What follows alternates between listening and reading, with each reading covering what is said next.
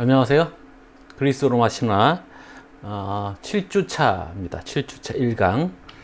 지난 시간에 이제 제우스의 부인들 그리고 그 뒤를 이어서 제우스의 연인들, 그러니까 에우로페, 이오, 칼리스토까지 했고, 제우스는 남녀를 가리지 않습니다. 제우스의 동성연인, 가니메데스 얘기입니다. 여러분들이 뭐 그리스 로마 신화를 통해서 어렸을 때 봤던 뭐 올림포스 가디안 뭐 이런 거 말고 그리스 문화를 이 강의를 통해서 처음 접했다면 여러분들에게 좀 놀라운 얘기가 되겠지만 그리스에는 동성연애가 굉장히 성행했습니다. 특히 이제 남성들의 동성연애, 여성들의 동성연애는 여성들의 인권 자체가 굉장히 미약했기 때문에 잘 알려져 있지는 않고요. 남성들의 동성문화는 쪽에 이제 일종의 문화입니다. 그러니까 우리는 뭐 오늘날 그 성소수자 문제에서 인권의 개념으로 접근을 하는데, 그리고 그 성소수자 문제는 어떤 병적인 문제가 아니라 자연적인 것이다라고 생각하는 거잖아요. 근데 이제 그리스인들의 사이에서의 동성연애라는 것은 일종의 문화고, 그러니까 양성애자들이죠. 그래서 동성애도 하지만 결혼도 해서 애들도 낳고 뭐 이런 거고, 사실은 이제 그 동성애도 좀 우리는 오늘날 입장에서 좀 고약한 것이 청소년을 대상으로 한 성인 남자들의 연애입니다. 그래서 보통 3, 40대 정도의 중년, 장년이 초중 아니 중고등생 정도의 나이가 되는 13세, 18세 사이의 어린 청소년들을 대상으로 하는 동성연애예요. 그것도 이제 일방적인 거죠. 그런 문화가 있어요. 그래서 그건 그러니까 뭐 성적 쾌락의 문제이기도 하고, 또 한쪽에서는 그게 하나의 어떤 상류층 문화 같은 문화의 유행이라는 건 뭐 알 길이 없는 거니까 그런 성격을 갖고 있어서 이 신화에도 남아 있는 겁니다. 그래서 이제 이 가니메데스는 신화에 등장한 굉장히 오래된 시절의 트로이 왕자죠. 그 트로이 쪽의 얘기가 쭉 전해집니다. 그래서 이쁘장하게 생겼던 거죠. 그래서 독수리를 보냈거나 제우스 본인이 독수리로 변해서 납치해 갔다라는 거죠. 원래는 이제 그 올림포스 궁정에서 술시중, 이게 이제 당시 술시중이라는 게 뭐 오늘날 무슨 우리 기생문화 이런 것처럼 뭐 술 따라주고 뭐 이런 거라기보다는 당시 사람들의 그 술문화라는 게 포도주를 그리스인들이 많이 마셨는데, 그 포도주가 원액을 그냥 마시지 않고, 그 원액을 마시는 건 좀 뭐랄까 오만하달까 뭐 그런 거죠. 그러니까 술 센 자랑하고 뭐 그런 거, 허풍 떨고 뭐 이런 거고, 술을 뭐 2대1, 4대1 이렇게 섞어서 마신 겁니다. 그래서 술 섞는 그릇이 따로 있어요. 그래서 거기서 술 섞어서 그 섞은 데서 이제 큰 항아리 같은 데다가 이렇게 술을 섞고, 거기서 이제 주전자 같은 걸 다시 떠서 사람들에게 돌리고 뭐 이런 것도 보통 노예들이 하는데, 뭐 이제 이거는 신들의 사회니까 노예가 있을 수는 없을 테니까 헤베가 원래 청춘이라 뜻일 텐데, 헤베가 술시중을 두고 있다가 나중에 헤라클레스가 죽고 나서 신이 되거든요. 그래서 헤라클레스와 결혼을 시킵니다. 헤베를 원래 헤라클레스를 미워하던 헤라가 나중에 헤라클레스와 화해를 하면서 헤베와 결혼을 시키죠. 그래서 이제 술시중 둘 사람이 없어서 미동이란 말은 아름다운, 잘생긴, 이쁘장하게 생긴 어린 남자아이라는 뜻입니다. 미동. 나도 옛날에 미동 소리 좀 들었는데, 그죠? 듣고 넘기세요. 그래서 그 미동을 선택했다는 거예요. 그래서 사실은 이제 이게 꽤 성행했던 문화이고 육체적 관계를 맺기도 합니다. 동성애로서. 물론 근데 우리 뭐 성인들이니까 이제 여러분들 학문 성교는 아니고 허벅지를 사용했던 거라고 이제 전해집니다. 19금 도서에 보면 보통 이제 그 동성연애 때 일방적인 거라서 그러니까 성을 사는 거죠. 그래서 그 상대방 청소년 쪽은 뭔가 보답이 있어야 되는 거잖아요. 자기가 좋아서 하는 게 아니니까. 그래서 닭을 보통 선물로 줬다고 해요. 그래서 이제 그 화병들 그림에 보면 그런 그림이 많이 나오는데 그런 조각이 남아 있는 게 있습니다. 그래서 제우스가 가니메데스를 데려가면서 닭을 주는 모습이 있는, 그래서 그런 걸 보면 제우스가 그냥 단순히 술시징 두는 미동을 선택한 게 아니라 동성애 취향 코드를 보여준 게 아니냐, 뭐 이런 해석을 하게 되는 거죠. 주피터, 이 목성이 주피터입니다. 원래 이제 I로 쓰는데 라틴어에서 유피테르예요, 유피테르. 근데 이 I가 반모음이라서 나중에 J로 바뀌는 겁니다. 그래서 주피터가 되는 거죠. 목성이 주피터인데 그 목성의 위성이 네 개가 있어요. 에우로페, 이오, 칼리스토, 가니메데스. 지금까지 나왔던 이 네 명이 쭉 그다음 목성의 위성 연인들이 된 거죠. 그래서 강대진 선생님이 아마 일부러 이렇게 코드를 맞춰놓은 것 같아요. 목성의 위성을 맞추느라고. 그러니까 지난번에 별자리 얘기했었잖아요. 큰 곰자리, 작은 곰자리. 그렇듯이 이렇게 이제 천문학 이런 쪽에도 또는 점성술 이런 데도 다 그리스 신화가 들어가 있는 거죠. 자, 이거 우리 자주 나오는 모로, 귀스타브 모로 프랑스 화가의 그림입니다. 상중지 화풍을 가지고 있는 가니메데스의 납치 1886년 작품입니다. 그 밑에 보면 개가 한 마리 짖고 있죠. 사냥 중인 가니메데스를 납치하는 장면이라고 이제 본 건데 이게 이제 베르길리우스의 아이네이스라는 작품에 요 장면이 나온다는 겁니다. 그래서 요 사냥 중인 가니메데스를 납치하는 장면을 외투에다 술을 놓아서 그 운동 경기에 승리자에게 선물을 준다, 뭐 이런 내용이 아이네스에 나와서 그거를 토대로 해서 그린 그림인 거죠. 그래서 여기 이제 사냥개가 자기 주인이 납치돼가는 장면을 보고 있는데 나체의 아름다운 미소년 가니메데스의 몸매가 잘 드러나는데 그 황금 빛깔을 한 독수리가 가니메데스를 채가는 건데, 사실은 뭐 이런 장면을 통해서 상징적으로 보여주고 싶은 바는 다른 데 있겠죠. 뭐 구스타브 모로가 하고 싶은 얘기는 어떤 신성과의 결합 뭐 이런 얘기일 거예요. 아름다움 뭐 등등. 늘 보여주듯이 그렇게 몽롱한 파스텔 톤의 그림을 잘 보여주고 있습니다. 자, 이거는 로마 시대의 부조. 여기 보면 요 머리 장식이 좀 독특한데 이게 이제 모자죠. 프리기아 형태의 모자라고 돼 있어요. 그래서 이게 이제 가니메데스가 트로이 쪽이니까 동방 쪽 모습을 보여준 거고, 독수리가 채가고 있는 장면입니다. 얘는 누굴까요? 이거는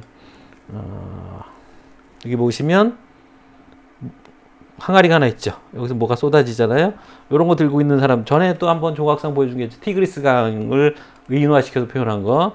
이런 항아리 들고 있는 건 물의 신입니다. 물 근처에서는 납치해 갔다고 생각하는 것 같아요. 여기 나무도 하나 서 있고. 이게 이제 피렌체에 있다고 하고, 로마 시대 작품이라고 돼 있었죠. 예. 런던은 안 나오네요.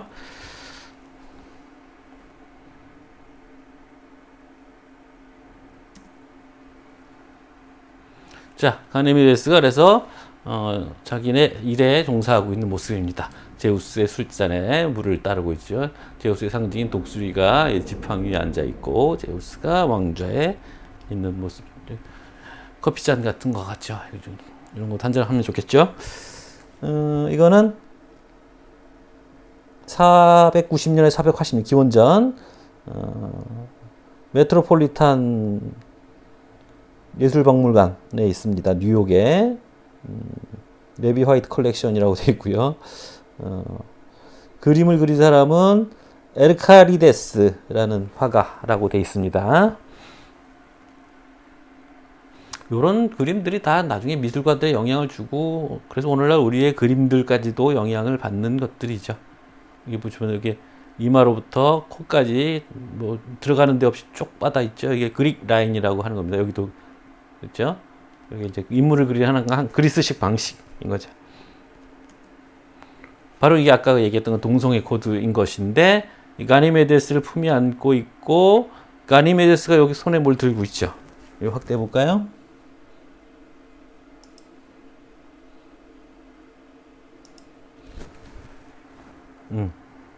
여기 좀 보이죠? 예. 닭의 모습이 보이죠? 선물로 받은 거예요. 그리고 너는 내 거. 이렇게 가고 있는 거죠. 요거는 기원전 470년경 작품이고, 올림피아 고고학박물관에 있답니다. 그리스 갈 때 보세요. 자, 그 목성의 네 위성. 보석 같죠? 이야, 아름다워. 색깔 빛깔들이. 목성도 뭐 빛깔이 아름다운 편인데, 여기 쭉 다시 한번 정리를 한번 하기 위해서, 태양계의 위성, 행성들과 그의 위성들입니다. 굉장히 많아요. 그 신화에서 기원한 이름들. 달. 문은 뭐 우리 신화랑 관계 없는데, 그러고 보니까 궁금해지군요. 문과 먼스는 늘 관계가 있는 말이긴 한데, 지구의 위성인 달, 그 다음에 화성, 마르스, 전쟁의 신, 포버스, 공포. 이게 데이모스 둘 아들들이죠. 그 아레스 신의 아들들. 그 로마로 가서 마르스가 된 거잖아요. 포버스와 데이모스 둘 다 공포와 뭐 두려움 이런 거예요. 주피터, 이오가 있고 에우로파, 가니메데스, 칼리스토. 이게 보석 같은 네 개의 위성들입니다. 사투르누스가 크로노스죠? 크로노스의 위성들. 여기 엔콜라두스 있죠. 전에 한번 얘기했었던 겁니다. 그 거인족과의 싸움에서 나와서 나중에 뭐 위성이 됐다는 얘기도 했고, 뭐 그 엔칼라두스 여기 뭐 화산 밑에 갇혔다 뭐 이런 얘기도 있었던 그 엔칼라두스가 여기 있고, 테티스 다 이게 그 티탄족들이죠. 테티스, 디온의 레아가 여기 있네요. 그다음에 티탄, 그다음에 히페리온, 이게 태양신 또는 태양신의 아버지인 존재고, 이아페투스 누구죠? 프로메테우스와 뭐 등등의 자식들 낳은 존재고, 주로 제우스의 벌 받는 라인 쪽과 관련돼 있는 이아페투스, 포이베도 있고, 이것도 이제 그 티탄 쪽이고, 우라노스는 우리가 알고 있는 이름은 별로 없네요. 티타니아 하나 있고, 그죠? 여기 넵투누스, 여기 넵툰은 저기죠? 포세이돈, 넵투누스가 됐어요. 로마 이름. 트리톤 네레이데스 그 네레우스의 딸들. 그게 몇 명이다? 50명인가요? 그 다음에 플루토, 하데스, 카론, 곧 나오겠습니다만, 스틱스 강에서 영혼들을 건네주던 그 벳사공의 이름이죠 아마. 옛날 말에 카론의 새벽이라고 있었는데, 지구, Earth. 오늘 뭐 좀 더 자세히 보여주기 위해서 한 것 같아. 머큐리, 머큐리가 뭐죠? 토성인가요? 이게 머큐리, 헤르메스, 비너스, 금성, 아프로디테, 지구, 화성, 마르스, 주피터, 세이턴, 수성, 그렇죠? 헷갈려. 지구가 잘 못했을 것 같고, 우라노스, 넵투누스가 수성인가요? 그러면 화, 수, 초낭성 뭐 이런 건가요? 초낭성 이런 건가 보다. 목성이 띠가 있었나?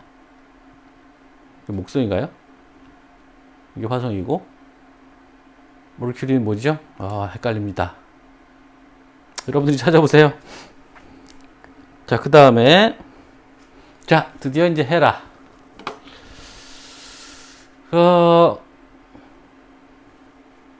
로마로 가면 이름이 이제 유노인데, 이것도 처음에 아이였던 거예요. 유노. 그래서 보통 유노라고 합니다. 우리말로 쓸 때 유노라고 이제 적는데, 이유노. 사실은 이제 헤라가 질투하는 부인상으로 되어 있는 거는 전에도 얘기했지만 우리가 그리스 로마 신화가 뭐 하나로 정리된 어떤 경전이 있는 게 아니니까 여기저기 얘기들이 퍼져 있단 말이에요. 그래서 그거를 일목요연하게 전달하기 쉽지 않으니까 나중에 후대 해설가들이 이렇게 저렇게 가지를 치고 개념 정리를 하고 뭐 이렇게 한 책들을 우리가 주로 접했기 때문에, 또는 그런 버전을 가지고 만들어진 작품들을 접했기 때문에, 그래서 정리된 신화가 있고 그것도 선호하지만, 그래서 주로 그것이 오비디우스를 토대로 써졌다는 거죠. 그래서 그 대중신화서가 그렇게 돼 있어 거기서는 이제 헤라가 이제 질투하는 부인상으로 돼 있지만, 전에 나왔던 것처럼 이오가 아르고스의 여사제였단 말이에요. 그러니까 아르고스에서 원래 헤라를 섬기는 민속 종교가 있었던 거죠. 헤라 숭배. 굉장히 유명하고 유서 깊은 것이었고, 거기서 숭배되는 헤라는 굉장히 위험 있고 영험한 존재였다라는 겁니다. 나중에 그림에 나오겠습니다만, 헤로도토스의 역사에 보면 유명한 일화가 나오는데, 솔론이라는 그리스의 정치가가 있습니다. 시인이기도 하고 BC 6세기 사람인데, 그 그리스의 7현인 7명의 현명한 사람들에 꼽히는 사람이기도 합니다. 근데 이 솔론이 그리스의 아테네 사람이에요. 정치적 위기가 있었고 빈부격차가 너무 극심해서 사회가 붕괴될 지점에 이르자 가난한 사람 대표들과 부자인 사람들 대표들이 같이 모여서 솔론을 찾아와서 지금 사회 붕괴의 위험에서 우리를 구할 수 있는 어떤 새로운 법 체계를 만들어 달라, 이렇게 요구를 하죠.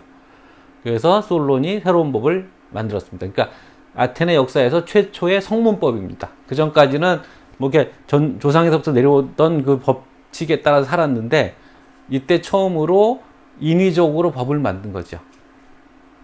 그래서 이제 솔론이 최초의 제정가인 셈이에요. 그 솔론의 법이 뭐냐면 빚을 탕감하고 뭐 여러 가지 이제 개혁적인 정책을 세운 거죠.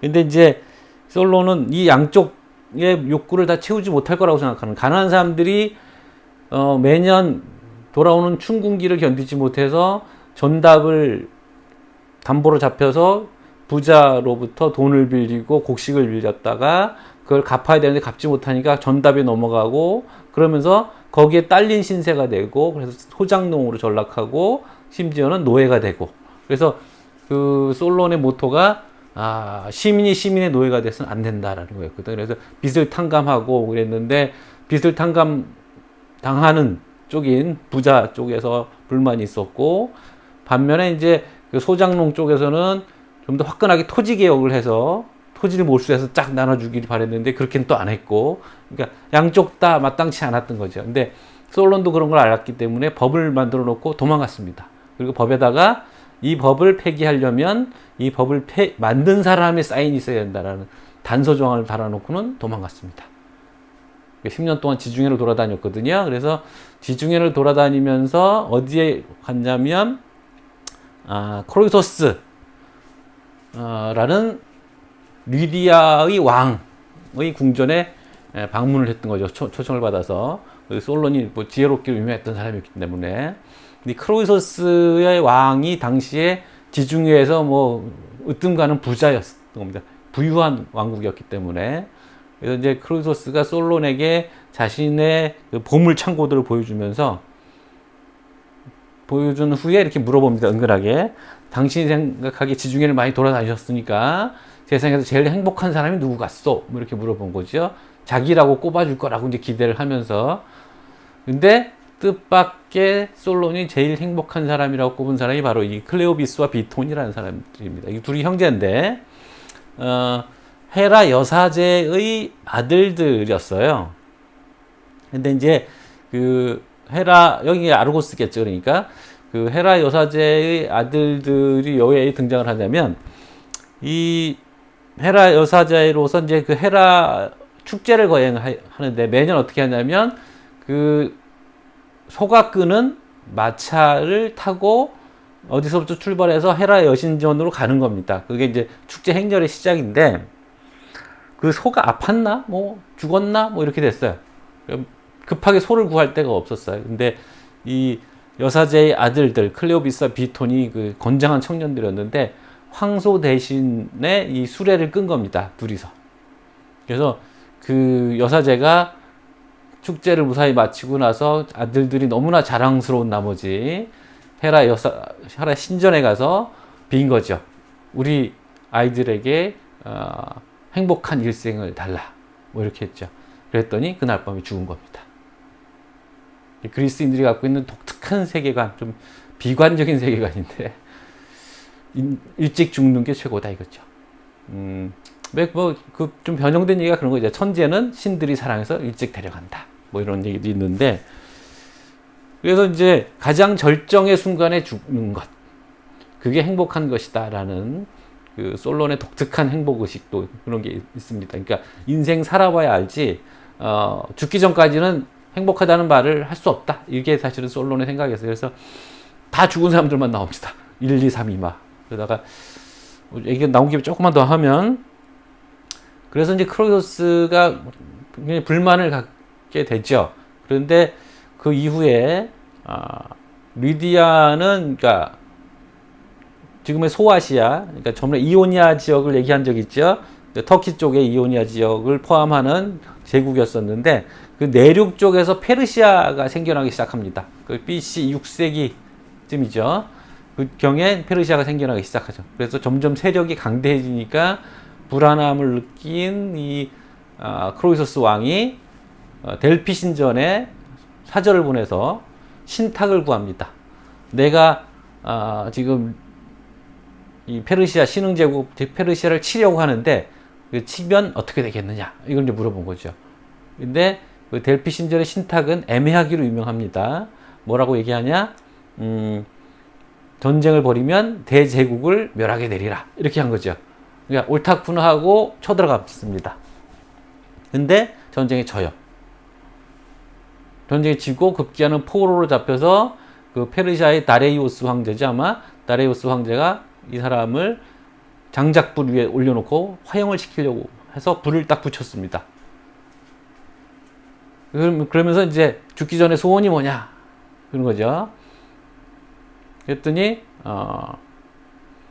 내가 2차 저차해서 전쟁을 벌였는데 그 델피 신전이 왜 그런 소리를 나게 했는지 모르겠다 라고 해서 그걸 알고 싶다. 그랬더니 그때 뭐 비가 마침 왔나 뭐 어떤 건가 뭐 그랬어요. 그래서 그 다시 화형을 중지시키고 델피에 사람을 보내고, 그거 멀거든요. 그 터키에서 그리스까지 비행기로 또 몇 시간 걸리는데, 1시간 정도 걸리나? 사람이 왔다 갔다 오는 부분 굉장히 오래 걸리죠. 하여튼 그래 놓고 중지시켜 놓고 사람을 보내서 왔는데, 신탁의 내용이 뭐냐면 그 망하게 되는, 당신이 멸하게 되는 제국이 페르시아라고 말 안 했다. 즉 리디아가 자기 나라를 자기가 멸할 것이라는 뜻으로 해석할 수도 있는 말이었다 이거죠. 그 말을 듣고 한탄을 하면서 크로이소스가 옛날엔 솔론이 가장 행복한 사람은 죽을 때 봐야 아는 거라고 했더니 그때 그 말이 무슨 뜻인지 몰랐다, 뭐 이런 얘기를 듣고 다레이오스가 감동해서 뭐 크로이소스를 죽이지 않았다, 뭐 이런 얘기가 헤로도토스에 전해집니다. 뭐 신화 같은 얘기지만 좀 길었어요. 자, 그래서 그럴 정도로 이제 헤라 숭배가 대단했던 것이고, 헤라가 제우스의 분이 된 건 사실 그래서 토착신과 도리한 신들, 그러니까 그리스 민족이 나중에 들어왔다고 했잖아요. 그래서 그것의 결합을 보여주는 거다라고 생각하고, 보통 그래서 이제 가이아로부터 시작해서 여성신들이 이게 땅과 연결되어 있는 지점이 바로 그래서 그렇다고 생각하는 겁니다. 해석이죠. 그러니까 남성이 일종의 정복민들을 상징하고 여성이 정복된 쪽, 피정복, 문화 그리고 사람들을 상징한다고 보는 거죠. 자, 결혼을 보호하고 젊은이를 양육하는 쪽인데, 결혼을 보호하는 건 질투한다, 뭐 헤라클레스와 뭐 이런 얘기들 보면 알지만, 여기 나중에 그림을 보여주겠습니다만, 또 나중에 나오겠습니다만, 그 제우스가 헤라클레스를 보고 낳게 하고 헤라클레스에게 영생을 주고자 하는 목적에서 헤라의 젖을 빨렸다는 거예요. 헤라가 딴 데서 나온 남자아이의 젖을 물려줄 이유가 없죠. 근데 거기에 대한 여러 가지 버전이 있지만 그 중에 하나는 잠들 때 몰래 물렸다는 건데, 헤라클레스 워낙 너무 힘있게 빨아서 너무 깜짝 놀라서 뿌리쳤는데 자다 깨서 그 뿌려진 젖들이 바로 은하수를 만들었다. 뭐 이런 또 아름다운 얘기가 있습니다.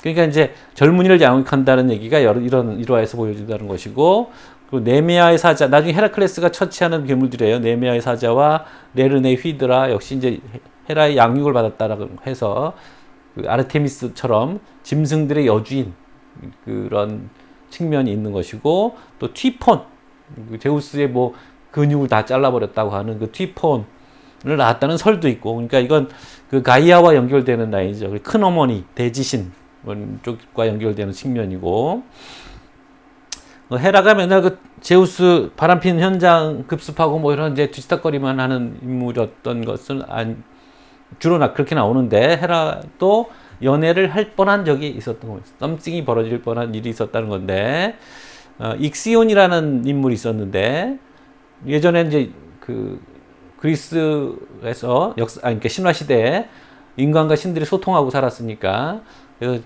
익시온이 이제 자주 접촉을 했는데 헤라한테 반했다는 거죠. 그래서 헤라를 사귀고 싶어 했는데 제우스가 눈치를 채고 구름, 이름이 있는데 이쪽이 여신이에요. 그래서 구름으로 하여금 헤라 모습을 만들어서 동침하게 했더니 거기서 그 사이에 켄타우로스가 나왔다 이거죠.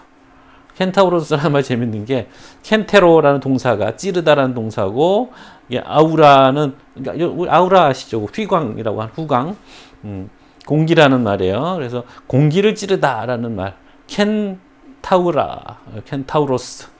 남성명사를 만들기 뒤에 오스를 붙이거든요. 켄타우로스 쪽을 낳았다. 그러니까 반인 반마죠. 센토, 영어로 센토. 그 상체는 사람이고 하체는 말이고, 여성 켄토도 있습니다. 옛날 센토라는 노래도 있습니다. 슬픈 노래. 자, 그래서 이제 이런 켄타우로스가 태어났고, 익시온은 감히 신들의 여왕을 넘본 죄로 영혼이 불타는 수레바퀴에 묵혀서 태양을 돌리는 벌을 받습니다. 헤라는 이제 도상학이라는 게 이제 그 그림을 분석하는 학문이거든요. 도상학적으로 머리에 관을 쓰고 있고, 손에는 호를, 그러니까 그 지팡이. 르네상스 이후에는 공작, 피코크. 아까 얘기했던 공작은 히랍에 없어 후대에 나왔던 신화라는 거고, 부피스라는 그 별칭을 갖고 있는데, 헤라가 황소눈의 헤라라고 있는데, 소 모습의 여신에서 시작됐을 가능성이 있고, 바로 클레오베스 비톤도 황소 대신에 그런 거잖아요. 그래서 민속 신화, 민속의 전설 쪽에서 이제 그런 소모습 여인에서 헤라가 이렇게 나왔을 가능성이 있다라는 얘기고요. 이것도 막 만화 그림 같아서 내가 뽑은 거고요. 또 접시인데 아름답죠. 좋습니다. 이름 명칭들이 다 있어요 원래. 이 뒤플레, 양쪽에 손잡이가 달리면 뒤플레라고 부를 거야 아마.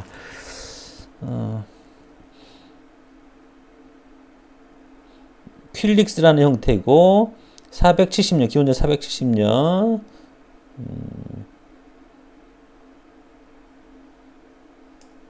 여기 어딘가 써 있다고 하는데, 헤라라고. 저기 옆에 있군요. 여기 헤라라고 쓴 거가 봐요. A자는 보이는 것 같은데. 자, 이것도 멋있죠? 헤라가, 제우스도 뭐 잘생긴 미남이지만 헤라도 잘생긴 여성의 모습으로 되어 있죠. 가슴도 뭐랄까, 뭐 아름답다고 해야 되나, 근육질로 보인다고 해야 되나. 주피터 앤 유노 on Mount 이다, 이다산 위에 있는 주피터와 유노라고 되어 있어요. 작가는 제임스 베리라는 사람이고 1773년 작품입니다. 그릭 라인이 잘 살아있죠. 코끝이 이렇게 되어 있는 거. 근데 지금 그리스인이 꼭 이렇게 생긴 건 아니에요. 그림이 좀 마음에 들더라고요, 이거는. 자, 이게 아까 얘기했던 그 장면입니다. 제우스가 하늘을 날아서 헤라의 젖가슴에 젖을 물리는, 그러니까 헤라클레스 젖을 물리는 장면이고요. 독수리가 여기 있는데 뭐 밑에 뭘 자꾸 여기가 번개 뭉치를 잡고 있어. 제우스 힘을 보여주는 것이고, 여기 이제 피코크 공작새가 보이니까 이 헤라라는 걸 보여주는 것이고, 얘들은 왜 날아다니는지 모르겠어요. 이게 사랑의 장면은 아닌 것 같은데, 그래서 뿌리쳤는데 이게 하늘 퍼지면서 이 은하수 밀키웨이, 은하수가 영어로 밀키웨이잖아요. 이렇게 뿌옇게 보이니까 젖을 뿌려놓은 것 같다는 생각이 들었던 거겠죠.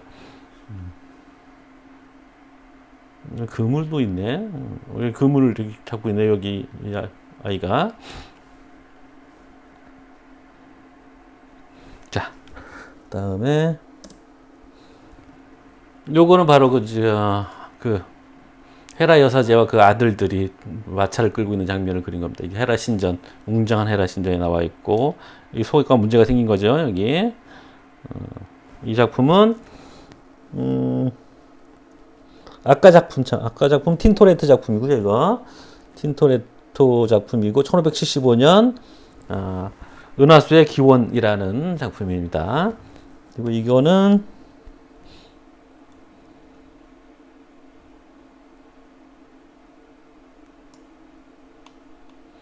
클레오비스와 비통온이라는 작품이고,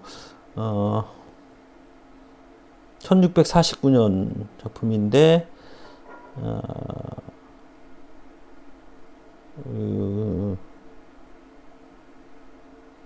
이름이 안 나오네요. 이건 연도가 있으니까 누군가의 작품일 텐데, 당연히. 예. 그건 좀 모르겠고요. 예. 그다음에 이거 이제 서양 미술사에서 유명한 작품입니다. 클레오비스와 비톤을 형상화한 건데, 이런 이제 그 젊은 청년들을 조각해 놓은 작품을 쿠로스상이라고 부릅니다. 전에 디오스쿠로이에서 얘기했던 것처럼 청년이라 뜻이잖아요. 쿠로스상이라고 이렇게 부르는데, 하나의 장르처럼. 작가는 이제 아르고스 출신의 폴리메데스라는 사람이고, 연도는 기원전 580년으로 돼 있네요. 델피의 그 고고학박물관에 있답니다. 이게 왜 중요한 작품이냐면, 그리스는 조각에서 이집트의 영향을 받았습니다. 이집트가 뭐 선진 문화였기 때문에 많은 영향을 받았는데, 이집트 조각상은 어떻게 되었냐면,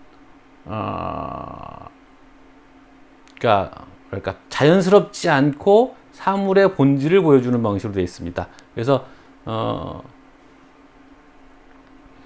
여러분들이 이제 뭐 전에 봤던 그 이집트 그림들을 좀 보시면, 그 상체와 하체는 정면을 향하고 있고요. 그러니까 다 본질을 보여주는 거고, 얼굴은 오히려 이게 정면상이 잘 안 보여준다고 생각해서 옆모습을 보여주게 되어 있습니다. 되게 부자연스러운 모습으로 되어 있죠. 몸은 이렇게 되어 있고, 이렇게 고개는 이제 틀려져 있고, 이런 방식으로 되어 있어요. 근데 처음에 그렇게 되어 있었던 거죠. 그리스인들도 작품들이. 근데 정면을 바라볼 뿐만 아니라, 여기서 보면 이집트의 조각상들은 발을 나란히 일직선으로 이렇게 놓고 있는데 한 발씩 앞으로 내딛고 있죠. 그래서 이게 바로 위대한 진전이라고 하는 겁니다. 그래서 이집트 조각의 긴 잠으로부터 깨어나는 순간이다. 뭐 이렇게. 그래서 이걸 알카이기라고 합니다. BC 6세기 고졸기라고 우리말로 번역해서 하는데, 알카이기에 그리스의 이제 그리스의 새로운 그리스식의 조각의 혁명을 일으킨 조각품이라고 보는 겁니다. 한 발 내디딘 걸로. 마치 뭐 신데렐라가 잠에서 깨나요? 누가 슬리핑 뷰티. 그것처럼 이제 추앙받는 작품입니다. 역시 이건 귀스타프 모로, 뭐 헤라에게 하소연하는 공작새라고 하는데, 왜 그런 제목이 붙었는지 찾아봤는데 잘 안 찾아지더라고요. 흰 피부에 우아한 헤라가 있고, 옆에 이제 공작새가 그려져 있는, 이것도 뭔가 좀 상징적인 작품처럼 보이죠. 늘 귀스타프 모로니 작품이니까. 자, 좀 아까 그 크로이스 왕 얘기하느라 좀 길어졌습니다. 35분. 예, 이것도 한 커트 끊고 하겠습니다.